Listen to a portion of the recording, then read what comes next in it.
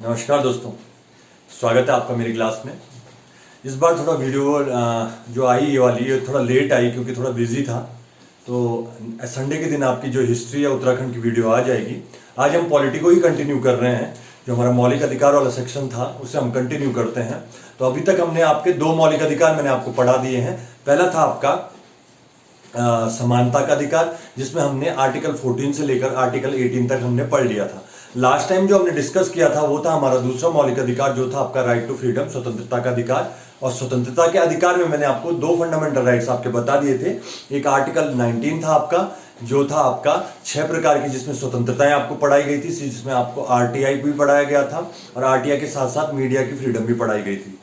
Article 20 में हमने पढ़ा था कि कुछ दशाओं में आपको क्या मिलेगा, दोष सिद्धि के संबंध में संरक्षण, जिसमें मैंने आपको 3 पॉइंट बताए थे। ठीक है, आज फिर हम उसके आगे बढ़ रहे हैं। ये वाला जो मौलिक अधिकार है ये भी आपके लिए बहुत बहुत इंपॉर्टेंट है। ये मौलिक अधिकार जो है ये है आपका प्राण एवं दैहिक स्वतंत्रता। ये आपको लाइफ और पर्सनल लिबर्टी की क्या करता है, फ्रीडम देखता है। ठीक है, इसी में हम पढ़ेंगे राइट टू एजुकेशन, शिक्षा का अधिकार क्या है, और इसी में हम पढ़ेंगे आर्टिकल 22 जो है कुछ दशाओं में गिरफ्तारी से संरक्षण। इसमें हम पढ़ेंगे कि जब आपको पुलिस गिरफ्तार करेगी तब आपके क्या क्या अधिकार होंगे और किस आधार पर बिना वारंट दिखाए या बिना कोर्ट में पेश किए भी आपको पुलिस अपने पास 2 से 3 महीने हिरासत में रख सकती है। ठीक है, तो चलो डिस्कस करते हैं इनको। तो पहला मौलिक अधिकार जो पढ़ते हैं हम आज का वो है आर्टिकल 21। वो है आपका आर्टिकल 21 जो है आपकी प्राण एवं दैहिक स्वतंत्रता। प्राण एवं दैहिक स्वतंत्रता, इंग्लिश में इसे बोलते हैं लाइफ एंड पर्सनल लिबर्टी, दैहिक स्वतंत्रता। ये मौलिक अधिकार भी क्या है आपका, किसी भी सिचुएशन में निलंबित नहीं होता। ये भी किसी भी दशा में, आर्टिकल 20 और आर्टिकल 21 ये किसी भी दशा में सस्पेंड नहीं होते हैं, निलंबित नहीं किए जा सकते। चाहे आपातकाल हो, चाहे बाह्य आक्रमण हो, चाहे कुछ हो। ठीक है, चाहे कोरोना का टाइम हो, चाहे कोई भी टाइम हो, ये वाला मौलिक अधिकार भी आपका कभी क्या नहीं हो सकता, निलंबित नहीं हो सकता। ठीक है, इसमें हम आपसे इस मौलिक अधिकार को आप में क्या क्या बताया गया है, तो इस मौलिक अधिकार में यह बताया गया है कि प्राण एवं दैहिक स्वतंत्रता, मतलब हर हालत में आपके प्राणों की रक्षा की जाएगी। ठीक है, आपके प्राण मतलब आपका जो जीवन है, आपकी जो लाइफ है, वो कोई और नहीं छीन सकता आपसे, साथ ही आप भी स्वयं की जान नहीं ले सकते। ये आती है प्राण एवं दैहिक स्वतंत्रता में। प्राण मतलब आपकी लाइफ आपसे कोई नहीं छीन सकता। दूसरी बात, अपनी लाइफ स्वयं भी आप नहीं छीन सकते। ठीक है, इसी में आपको आता है कि सरकार या वो सरकार है या कोई भी वो है राज्य है, वो आपके प्राणों की रक्षा करता है ना। इसका उदाहरण आप सिंपल सा देख लीजिए। इस टाइम कोरोना के टाइम में वैक्सीन लग रही है आपकी, तो ये वैक्सीन सरकार फ्री में लगा रही है और सरकार अपना क्या कर रही है, प्रचार कर रही है कि हम वैक्सीन क्या कर रहे हैं, मुफ्त लगवा रहे हैं। ये सरकार नहीं कर रही है, आपके संविधान ने दिया है कि हर हालत में, ऐसी सिचुएशन में सरकार क्या करेगी, आपके प्राणों की रक्षा करेगी, है ना। आपने देखा होगा बच्चों को पोलियो ड्रॉप पिलाई जाती है, बीसीजी के टीके लगते हैं, खसरे के टीके लगते हैं, सब सरकार क्या करती है, मुफ्त में लगवाती है। क्यों?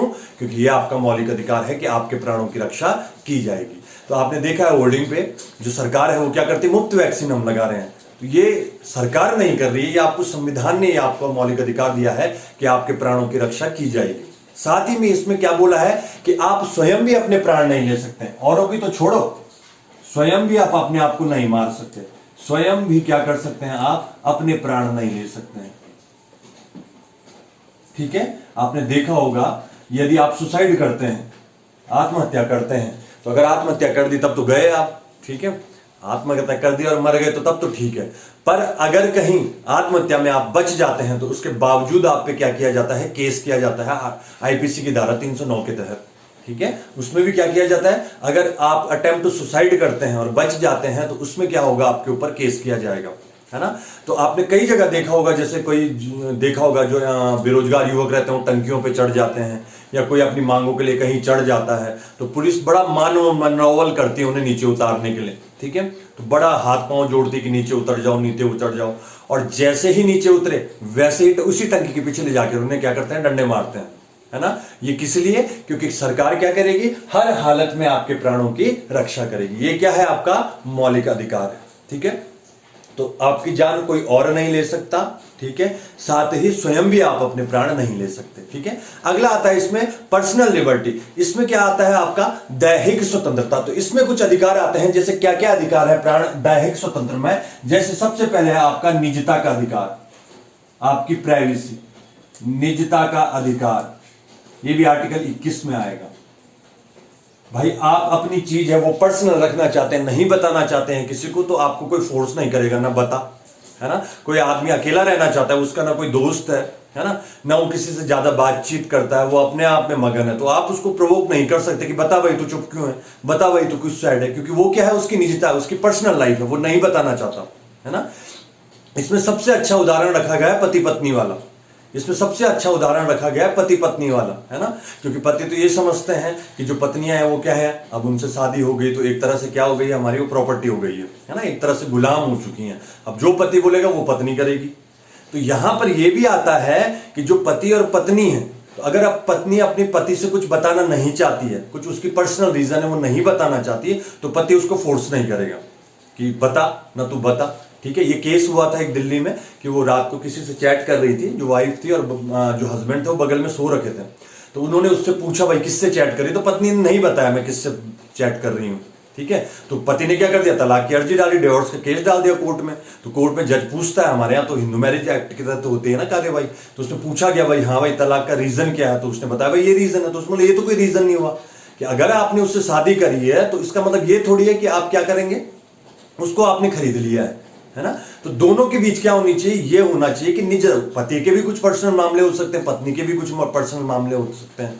अगर वो आपस में शेयर नहीं करना चाहते तो वो क्या है, उनका मौलिक अधिकार है, जो क्या है आपका निजता का अधिकार। इसमें आपकी बहुत सारा, आजकल तो बहुत सारा आता है, आप किसी की भी फोटो खींच के वायरल कर लेते हैं, किसी का भी वीडियो वायरल हो जाता है। तो अगर वो आदमी चाहे आप पे केस करना तो आराम से केस कर सकता है। क्यों? क्योंकि यहां पर उसका आर्टिकल 21 निजता का अधिकार, उसकी प्राइवेसी का क्या हो रहा है, हनन हो रहा है ना। आप देखते हैं आप किसी का भी क्या करते हैं, वीडियो बना देते हैं हम किसी की फोटो और उसे अपलोड कर लेते हैं बिना कुछ जाने समझे। बाद में फिर आपको रीजन पता चलता है, अरे यार ये तो इस वजह से था, फिर उसका क्या हो जाता है, तो तब तक उस आदमी की जो पर्सनल और पब्लिक लाइफ है पूरी खत्म हो जाती है। तो याद रखना आर्टिकल 21 जो है प्राण एवं दैहिक जो स्वतंत्रता है, पर्सनल जो लिबर्टी है, वो क्या आती है, वो उसमें आपका निजता का अधिकार भी आता है, ठीक है। साथ में इसमें क्या क्या अधिकार आते हैं, जैसे आपके साथ कोई वायलेंस नहीं कर सकता है, आपके साथ कोई क्या कर सकता है, ऐसे ही मारपीट नहीं कर सकता है, ऐसे ही मारपीट नहीं कर सकता है, या झगड़ा नहीं कर सकता है बिना किसी रीजन के। आप जा रहे थे मार्केट में और आपको पीट दिया बेफालतू में, है ना, कोई जा रहा था आपको पीट दिया, तो ये भी क्या है आपका पर्सनल, आर्टिकल 21 में आएगा, है ना। जैसे पति पत्नी है तो पति क्या करते हैं, कभी कभी हाथ उठा देते हैं पत्नी पे, तो ये भी क्या है, पत्नी के मौलिक अधिकारों का हनन है कि आप किसी से भी क्या नहीं कर सकते, झगड़ा नहीं कर सकते, है ना। तो आजकल तो खैर पति पिट रहे हैं, है ना, आजकल पत्नियां कम पिटती हैं और पति ज्यादा पिट रहे हैं। तो यहां पे पति आपका क्या हो गया, पीड़ित हो गया। यहां पे पत्नी क्या करेगी, पत्नी ने पति को पीटा, ठीक है, तो ये पति के क्या हो गया, आर्टिकल 21 का हनन हो गया भाई, उसने जबरदस्ती मारपीट कर ली, है ना। जैसे आपने कई जगह देखा होगा कि पत्नियां आजकल क्या करती हैं, पीट देती हैं पत्नियों को, सॉरी पत्नियां क्या करती हैं, पतियों को पीट देती हैं। अधिकतर जो पति समाज है वो डरा सहमा सा रहता है। क्यों? क्योंकि पत्नियां जरा खतरनाक हो गई हैं आजकल, क्योंकि पत्नियां भी अब पढ़ी लिखी हो गई, अब उन्हें भी क्या हो गया, मौलिक अधिकारों की जानकारी हो गई। अब जैसे आप ही लोग में से बहुत सारे होंगे जो मैरिड होंगी लड़कियां, तो वो ये वीडियो देख रही होंगी, तो अब उन्हें पता चल गया कि अगर पति कुछ बोलेगा तो ऐसे नहीं बोल सकता, क्योंकि वो क्या है आपका, एक तो निजता का अधिकार भी आ गया इसमें, और ये क्या आ गया, ऐसे भी ऐसे झगड़ा नहीं कर सकते हो आपके साथ, है ना। तो वैसे तो पति झगड़ा करने में डरते हैं, पर फिर भी कभी झगड़ा हो जाए तो सॉरी आप लोगों को ही बोलना पड़ेगा, है ना। तो इसमें आ जाता है आपका, ऐसे ही आपके साथ कोई क्या नहीं कर सकता, वॉयलेंस नहीं कर सकता। इसमें आता है आपका स्वच्छ पर्यावरण। इसमें क्या आएगा आपको, स्वच्छ पर्यावरण। भाई कहीं पर पर्यावरण की हानि है, आपको कोई इंडस्ट्री ऐसी दिख रही है जो बहुत ज्यादा पॉल्यूशन कर रही है, तो स्वच्छ पर्यावरण भी क्या है आपका मौलिक अधिकार है ना। आपने बहुत सारा बात देखा होगा कि पुलिस वाले होते हैं आपका पॉल्यूशन का चालान काट देते हैं, है ना, और आप बोलते हैं यार पॉल्यूशन का सर्टिफिकेट तो नहीं था मेरे पास, तो इसने चालान कर दिया मेरा। नहीं, वो क्या है, आपकी गाड़ी की वजह से औरों का जो आर्टिकल 21 है वो हनन हो रहा है, उससे स्वच्छ पर्यावरण उसका क्या है, मौलिक अधिकार है। तो इसलिए पुलिस वाले आपके चालान काटते हैं कि आपके पास अगर पॉल्यूशन का सर्टिफिकेट भी नहीं। इसके अलावा अच्छा अस्पताल, स्वच्छ अस्पताल, साफ सुथरे अस्पताल, हॉस्पिटल, ये भी किस में आते हैं, आर्टिकल 21 में ही आते हैं, कि आपको क्या मिलेगा, जैसे आप सरकारी हॉस्पिटल में जाते हो तो वहां बहुत गंदगी रहती है, तो ऐसा नहीं कि आपको गंदे हॉस्पिटल, आपको अच्छा स्वास्थ्य मिले, अच्छी शिक्षा मिले, स्वच्छ जल मिले, ये सब किस में आते हैं, आपके आर्टिकल 21 में आते हैं। मतलब हर हालत में क्या की जाएगी, आपके प्राणों की रक्षा की जाएगी। ठीक है, साथ ही में आपकी क्या है, दैहिक स्वतंत्रता भी है, पर्सनल लाइफ भी है, आपकी पर्सनल लिबर्टी भी है। क्या क्या है वो सब चीज मैंने इसमें बता दी। इसी के साथ इस आर्टिकल में आपका आता है विदेश जाने का अधिकार। इसमें क्या आता है, विदेश जाने का अधिकार। ये जरूर याद रखना, विदेश जाने का अधिकार ये किस आर्टिकल में आता है, तो ये आर्टिकल 21 में आता है, विदेश जाने का अधिकार। विदेश जाने का मतलब अधिकार मतलब अगर आप कहीं दूसरे देश में घूमना जाना चाहते हैं, अमेरिका जाना चाहते हैं, थाईलैंड जाना चाहते हैं, कहीं भी जाना चाहते हैं, तो आप फ्रीली जा सकते हैं, आपको कोई नहीं रोकेगा, है ना। पर इसमें ऐसा नहीं कोई अपराध करके भाग रहे हैं आप, या आप बोल रहे हैं मैं पाकिस्तान जाता हूं, या आप बोल रहे हैं मैं सीरिया जाऊंगा जहां लड़ाई लग रखी है, तो उसके लिए वो अलग है, उसके लिए नहीं है। बाकी आप नॉर्मली घूमना जाना चाहते हैं। और ये जो विदेश जाने का अधिकार ये कब शामिल किया गया था, तो ये शामिल किया हमने मेनका गांधी वाद के बाद, कि मेनका गांधी का पासपोर्ट छीन लिया गया था, उसे विदेश जाने नहीं दिया जा रहा था, तो मेनका गांधी सुप्रीम कोर्ट गई, तो फिर ये अधिकार यहां पर शामिल हुआ, ये विदेश जाने का अधिकार। ठीक है, तो आपको विदेश जाने से कोई क्या नहीं कर सकता, रोक नहीं सकता।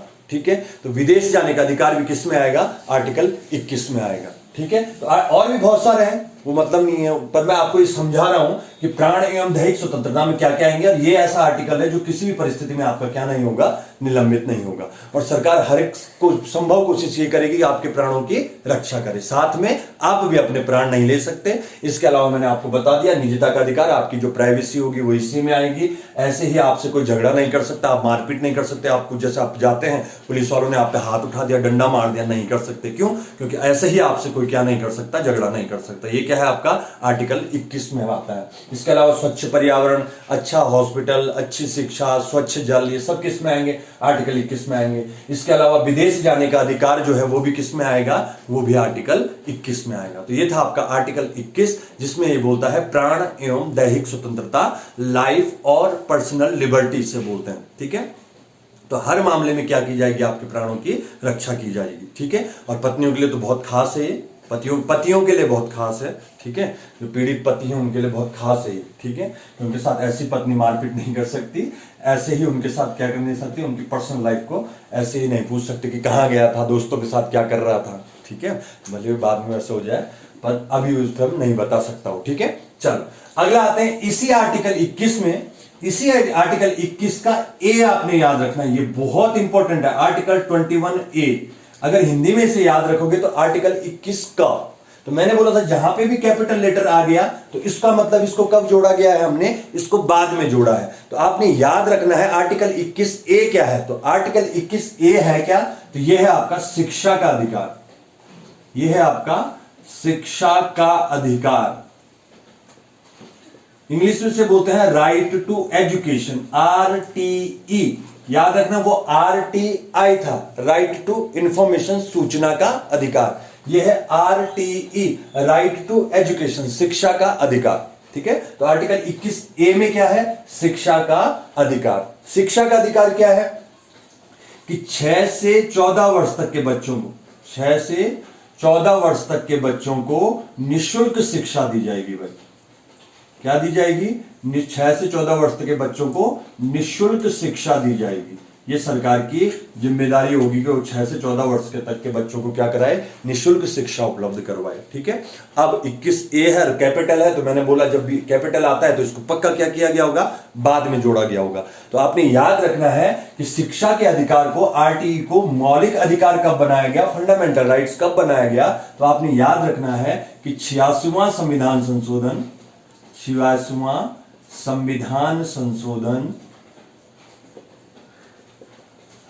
2002 कब जोड़ा गया, 86वां कॉन्स्टिट्यूशन अमेंडमेंट था ये। 86वां संविधान संशोधन किया गया संविधान में, और एक नया मौलिक अधिकार जोड़ा गया जो था आपका शिक्षा का अधिकार। और किसी मौलिक अधिकार में कहां शामिल किया गया, तो आर्टिकल 21A। 21 में क्या पढ़ा, प्राण एवं दैहिक स्वतंत्रता। ठीक, आर्टिकल 21A में क्या पढ़ा, शिक्षा का अधिकार, 6 से 14 वर्ष तक के बच्चों को क्या करी जाएगी, निःशुल्क शिक्षा दी जाएगी। और ये मौलिक अधिकार जोड़ा कब हमने, तो ये मौलिक अधिकार कब जोड़ा, तो ये जोड़ा हमने 86वां संविधान संशोधन 2002 में। तो ये था आर्टिकल 21 आपका पूरा। ठीक है, चलो आगे बढ़ते हैं हम।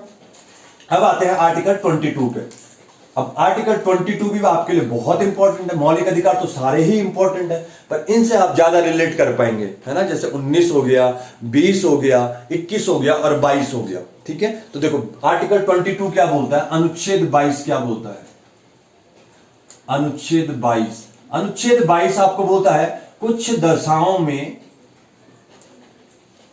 कुछ कंडीशन में, कुछ दशाओं में गिरफ्तारी से संरक्षण, गिरफ्तारी से संरक्षण ये आपको देता है कि किन मामलों में आपको कैसे गिरफ्तारी से थोड़ा संरक्षण दिया जाएगा। जैसे आर्टिकल 20 में आपने पढ़ा था कुछ दशाओं में दोष सिद्धि में संरक्षण मिलेगा आपको, वैसे ही गिरफ्तारी में कुछ दोष। अच्छा, इसमें दो पार्ट है, एक है साधारण कानून के लिए, एक बोलते हैं निवारक कानून, निवारक कानून के लिए। तो देखो दोनों में अंतर समझ लो। कुछ दशाओं में गिरफ्तारी से संरक्षण आपको मिलेगा, जैसे अगर पुलिस आपको गिरफ्तार करती है, अगर आपको पुलिस अरेस्ट करती है, तो जब आपको पुलिस अरेस्ट करेगी तो बिना वारंट के अरेस्ट नहीं कर सकती, बिना वारंट के आपको अरेस्ट नहीं कर सकती पुलिस। अगर आपको पुलिस अरेस्ट करेगी तो पहले आपको रीजन देगी, वारंट मतलब कोर्ट से एक आदेश लेके आएगी कि भाई ये लड़का है, ये इसने अपराध किया, इसके लिए इसको गिरफ्तार किया जा रहा है, ठीक है। अब याद रखना कि ये नहीं कि कहीं उसमें कहीं मार्केट में किसी का सर फोड़ दिया, कहीं मर्डर कर दिया, तब बोल रहे हो पुलिस आ रही गिरफ्तार करने, बोल रहे हो वारंट दिखा, ऐसा नहीं। नॉर्मल सिचुएशन, साधारण कानून की बात कर रहा हूं कि अगर पुलिस, आप जैसे अभी मैं पढ़ा रहा हूं और मेरे को नहीं पता मैंने कुछ किया और पुलिस आए मेरे को उठा के ले जाए, ऐसा नहीं होगा। पुलिस मेरे को क्या करेगी, वारंट दिखाएगी और वारंट दिखाने के बाद ही मुझे गिरफ्तार करेगी, ठीक है। तो पुलिस क्या करेगी, जब भी आपको गिरफ्तार करेगी तो बिना वारंट के आपको गिरफ्तार नहीं कर सकती है, ठीक है। चलो दूसरा पॉइंट, चलो आपको गिरफ्तार कर दिया पुलिस ने वारंट के साथ, अगर पुलिस ने आपको वारंट के साथ गिरफ्तार कर भी दिया तो उसके बाद क्या होगा, तो 24 घंटे के अंदर अंदर क्या होगा, 24 घंटे के भीतर भीतर आपको क्या करना होगा, न्यायालय के सामने पेश करना होगा, जज के सामने पेश करना होगा। अगर 24 घंटे के अंदर अंदर आपको न्यायालय के सामने नहीं पेश किया जाएगा तो आपकी जो गिरफ्तारी होगी वो अवैध मानी जाएगी। और इसके लिए हम आर्टिकल 32 में पढ़ेंगे, वहां बंदी प्रत्यक्षीकरण पढ़ेंगे, रिट। तब कोर्ट क्या करेगा, एक रिट जारी करेगा, एक आदेश जारी करेगा कि जिस भी बंदे को आपने पकड़ा है उसे 24 घंटे के अंदर अंदर हमारे सामने पेश करो, ठीक है। तो क्या क्या हुआ, पहला हुआ पुलिस जब भी अरेस्ट करेगी तो वारंट के साथ अरेस्ट करेगी। दूसरा, अगर वारंट के साथ अरेस्ट करती है तो 24 घंटे के भीतर भीतर आपको न्यायालय में पेश करना होगा, ठीक है। अब इसमें यह मत बोलना कि 24 घंटे में ऐसा हो गया कि जैसे आज भयंकर बारिश हो रही है ना, कहीं ट्रैफिक जाम है, तो वो टाइम इंक्लूड नहीं होता, आने जाने का समय इसमें इंक्लूड नहीं होता है, ठीक है। अगली बात ध्यान रखना, जैसे आज गिरफ्तार हुई, आज शनिवार है, कल कोर्ट बंद है, तो एक दिन आपको इधर ही जेल में रुकना पड़ेगा, फिर मंडे को आपको पेश करेंगे, है ना। बाकी नॉर्मल कंडीशन में आपको 24 घंटे के भीतर भीतर उन्हें न्यायालय में पेश करना होगा जिसको भी गिरफ्तार किया। तीसरा पॉइंट यहां पे आता है कि जब भी आपको गिरफ्तार किया जाएगा, जब भी आपको गिरफ्तार किया जाएगा तो किसी एक व्यक्ति को आपको सूचना देने का अधिकार होगा, किसी एक व्यक्ति को सूचना देने का अधिकार होगा, व्यक्ति को सूचना देने का अधिकार होगा। अपना वकील को दो, अपने पेरेंट्स को दो, अपने दोस्तों को दो, अपने भाई को दो, किसी को ना, जब भी आपको अरेस्ट किया जाएगा तो किसी ना किसी को फोन पे बता दोगे, या एक फोन करने का आपको अधिकार होगा कि मैं गिरफ्तार हो गया हूं और यहां मुझे ले जाया जा रहा है, ठीक है। तो ये तीन बातें याद हो गई। पुलिस जब भी अरेस्ट करेगी तो वारंट के साथ अरेस्ट करेगी, 24 घंटे के भीतर भीतर आपको न्यायालय में पेश करना होगा, और किसी एक व्यक्ति को आपको क्या होगा, सूचना देने का अधिकार होगा। किसी को ना किसी एक को आप बता देंगे कि मैं क्या हो गया हूं, गिरफ्तार हो गया हूं, ठीक है। इसके अलावा भी छोटे छोटे इसमें आते हैं कि जब महिलाओं को गिरफ्तार करना होगा तो लेडीज पुलिस साथ में चाहिए, बिना लेडीज पुलिस के महिलाओं की गिरफ्तारी नहीं होगी, ठीक है। दूसरा बात, अगर महिला को जैसे शाम को गिरफ्तार किया जाता है और रात को उसको, अब यह है कि रात हो गई है ना, तो जिस भी थाने में उसको रखा जाएगा उसमें लेडीज कांस्टेबल होना जरूरी है, ठीक है। मेल के साथ, मेल पुलिस वालों के साथ उसे रात को रुकने नहीं दिया जाता है वहां पर, ठीक है। तो ये कुछ बातें ये ध्यान रखना। अब मैंने बोला इसके दो पार्ट हैं, ये तो साधारण उसके में हो गई। दूसरा होता है निवारक कानून के आधार पर, निवारक निरोध के आधार पर जिसे बोलते हैं, जिसको हम बोलते हैं प्रिवेंशन डिटेक्शन जिसे बोलते हैं। इसमें क्या होता है, तो मैंने तो आपको बता दिया क्या हो गया कि भाई बिना पुलिस आपको बिना वारंट के अरेस्ट नहीं करेगी, 24 घंटे के अंदर अंदर आपको न्यायालय में पेश करेगी, और किसी न एक व्यक्ति को आपको सूचना देने का अधिकार होगा। पर दूसरा पार्ट भी है इसका। कैसे? कि पुलिस आपको बिना वारंट के, जैसे आपने रॉलेट एक्ट पढ़ा था, रॉलेट एक्ट याद है कि बिना अपील, बिना वकील और बिना दलील का कानून है ना। तो पुलिस आपको कहीं से भी उठा सकती है, ठीक। वो जरूरी नहीं है कि आपको 24 घंटे के अंदर न्यायालय में पेश करना होगा, और जरूरी नहीं है कि आपको छोड़ना होगा। पुलिस आपको 3 माह तक हिरासत में रख सकती है। बिना कोर्ट में पेश किए हुए पुलिस आपको 3 माह तक हिरासत में भी रख सकती है। अब आपके मन में क्वेश्चन आएगा ऐसे कैसे होगा? तो ऐसे होगा कि इसमें बोला गया है कि अगर आप समाज के लिए खतरा हैं, अगर आप क्या है, समाज के लिए खतरा है, आप बेवड़े हैं बहुत ज्यादा, है ना, आप बेवड़े हैं और आपकी गर्लफ्रेंड की शादी किसी और से हो गई है, ठीक है, आप बेवड़े, आप सच्ची करेगी आप बेवड़ों के साथ शादी, तो उसका क्या होगा, किसी और के साथ साथ। अब आपने क्या पी ली, आपने शराब पी लिया, शराब पी के पूरे उसमें हंगामा करने लगे तन्नू वैट्स मन्नू वाले की तरह। अगर आपने मूवी देखी होगी तो उसमें पत्थर लेके पीछे बढ़ जाता है सबके। तो अगर आप ऐसे बन चुके हैं कि पत्थर लेके सबके पीछे भाग रहे हैं, तो पुलिस क्या करेगी, आपको शक के आधार पर गिरफ्तार कर सकती है। क्या कर सकती है? शक के आधार पर गिरफ्तार कर सकती है आपको। अब उन्हें पता है भाई बारात में जाएगा सबका सर फोड़ेगा, ये समाज के लिए क्या है, वो आप खतरा बन चुके हो आप, है ना। उसके लड़की के पापा का सर फोड़ोगे, फिर उसके भाई का सर फोड़ोगे, लड़का जिससे उसकी शादी हो रही है उसके मम्मी पापा के साथ वायलेंस करोगे, बारातियों को मारोगे, है ना, पत्थर लेके सबके पीछे भाग रहे हो आप। तो आप समाज के लिए आप क्या बन चुके हैं, खतरा बन चुके हैं। तो इस आधार पर, शक के आधार पर जब आप समाज के लिए खतरा बन जाते हैं, है ना, और पुलिस आपको पहले ही उठा देती है, अपराध से पहले ही उठा दिया, अभी फोड़ा थोड़ी आपने, अभी करा नहीं है आपने कुछ, पर शक है कि ये क्या करेगा, पक्का कुछ ना कुछ पंगा करेगा इस शादी में, तो क्या कर दिया जाता है, गिरफ्तार कर दिया जाता है। अब इसमें यह होता है कि ना आपको क्या करना है, वारंट दिखाने की जरूरत है पुलिस वालों को, ना कोर्ट के सामने पेश करने की। सरकार की एक एडवाइजरी कमेटी वो एडवाइस देगी, आपको 3 माह तक क्या रख सकता है, हिरासत में रख सकता है। इसका सबसे अच्छा उदाहरण है कश्मीर में, लगा लो, जब धारा 370 हटी थी कश्मीर में, जब आर्टिकल 370 हटा था, तो उससे पहले ही क्या हो गया था, कश्मीर के जितने भी अलगाववादी नेता थे जो क्या करते थे, भड़काऊ भाषण देने वाले, उन्हें सबको क्या कर दिया गया, गिरफ्तार कर दिया गया। और इन्हें तो 6-6 महीने में छोड़ा गया।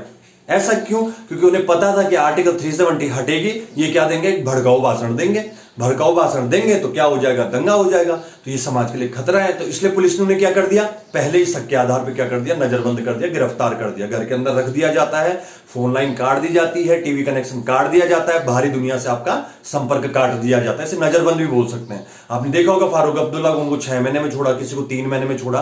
तो इस आधार पर पुलिस आपको गिरफ्तार कर सकती है। और कभी कभी साथ, अब देखो कानून है तो मिसयूज तो होता ही है कानूनों का, ठीक है। तो इसमें यह भी हो सकता है कि ये साधारण स्थिति में ये कानून है, और अगर आप क्या है, खतरा बन जाते हैं समाज के लिए, तो तब कौन सा कानून है, तब आपका कौन सा कानून है, तब ये वाला है आपका निवारक निरोध वाला, ठीक है। तो ये था आपका आर्टिकल 22। आर्टिकल 22 में क्या पढ़ा आपने, कुछ दशाओं में गिरफ्तारी से आपको संरक्षण मिलेगा, ठीक है। पुलिस बिना वारंट के गिरफ्तार नहीं करेगी, अगर गिरफ्तार करेगी तो 24 घंटे के भीतर भीतर आपको न्यायालय में उसको पेश करना होगा, और किसी एक व्यक्ति को आपको सूचना देने का अधिकार होगा। इसी का आर्टिकल 22 का भी दूसरा पार्ट क्या है, निवारक निरोध कानून है, जिसमें अगर आप समाज के लिए खतरा बनते हैं, अगर आपको लगता है कि ये शादी में जाके क्या करेगा, वहां तोड़फोड़ करने वाला है, ठीक है, पीटने बैठने वाला है पंडित को, तो क्या कर देगा, शक के आधार पर पहले आपको उठा लिया जाएगा, अपराध करने से पहले ही आपको गिरफ्तार कर दिया जाएगा। ये भी कर सकती है पुलिस, ये आर्टिकल 22 आपको बोलता है, ठीक है। तो इसी के साथ आपका स्वतंत्रता का अधिकार यहां पर हो जाता है समाप्त, ठीक है। तो स्वतंत्रता के अधिकार के बाद अगला आता है आपके शोषण के विरुद्ध अधिकार, और फिर आएगा आपका धार्मिक स्वतंत्रता का अधिकार। तो आपका बहुत जल्दी अब दूसरी या दो वीडियो और आएंगी, मौलिक अधिकार आपका समाप्त हो जाएगा, ठीक है। जब मौलिक अधिकार समाप्त हो जाएगा तब हम राष्ट्रपति, प्रधानमंत्री ये सब शुरू कर देंगे बहुत जल्दी। फिर मैं पॉलिटी आपकी क्या कर दूंगा, खत्म कर दूंगा। और संडे के दिन या तो हिस्ट्री की वीडियो आएगी या फिर आपकी उत्तराखंड की वीडियो आएगी, ठीक है। तब तक सपोर्ट करते रहे, बहुत अच्छा सपोर्ट आप लोगों का मिल रहा है, ठीक है। उसके लिए बहुत बहुत तहे दिल से शुक्रिया। अब आप फैमिली बन चुके हैं, तो ज्यादा से ज्यादा इस वीडियो को शेयर करें, लाइक करें चैनल को, ठीक है। अपना ध्यान रखें, नमस्कार।